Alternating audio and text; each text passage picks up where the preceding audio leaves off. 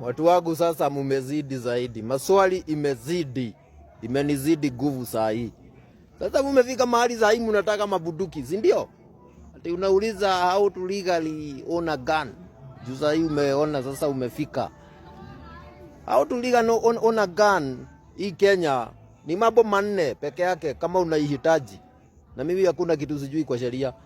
Nataka kusema hii ndio nikueleze kama unaitaka shida yako, na kama uitaki wewe mwenyewe unajua. I say kama unataka hii mali ikuwe yako na uende nayo mpaka police station bila kuulizwa na mtu yeyote ama hata OCS. Kitu ya kwanza lazima record yako ya ukriminal kuwe safi, wewe hujaifanya kosa. Kitu ya pili ukuwe na miaka 21 kuendelea. Kitu ya tatu ukuwe na akili timamu.